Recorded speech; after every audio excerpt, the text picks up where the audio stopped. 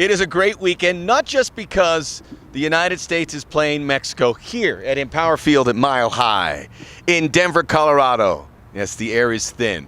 But El Tri Online and the Soccer OG are joining forces here on YouTube. Ramon Chavez of El Tri Online, Max Bretos of the Soccer OG, here to give you coverage of this important event. And we feel it's important. It's important for you. It's the first USA-Mexico game you have covered. Exactly. You're exactly right.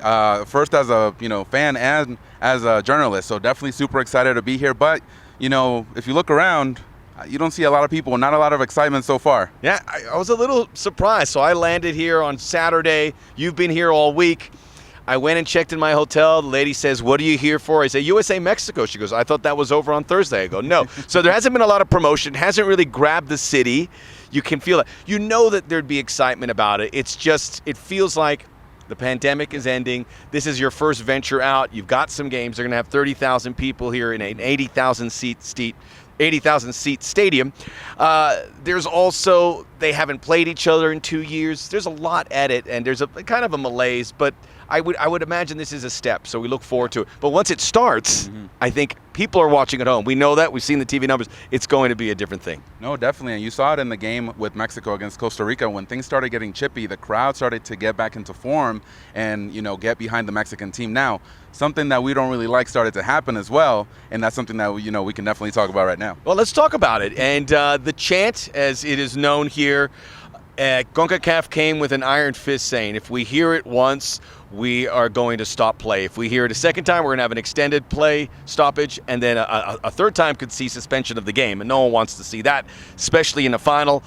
You were here at the stadium, so when I was watching at home, Ramon, I was under the impression that maybe it happened during the game, and at the end they finally decided to stop. But you were saying that's not the case. No, you can see them before the game practicing the protocol. There's 3 steps. They do give some light warnings if they do start to hear some groups of people chanting, but you can definitely tell by the end of the regulation that the protocol was set in place. And so it was sad to see. Hopefully it does not happen on Sunday, but Memo Ochoa was one of the people actually stepping up and saying, you know what, fans, we need you to stop this chant. We're asking you, as the players, as the staff for the Mexican national team, that we cannot have this anymore. And so hopefully we don't see it on Sunday. If that's the guy you want to hear it from in Memo Ochoa, and it's not worth it, and Mexico is going to be ultimately the team that pays the price if it happens. So we're going to be on our edge of our seat playing, please don't say it. We want to, because this is the next step towards bigger and better things, and hopefully 2 or 3 more meetings between these countries in the rest of 21. Expectations, Ramon.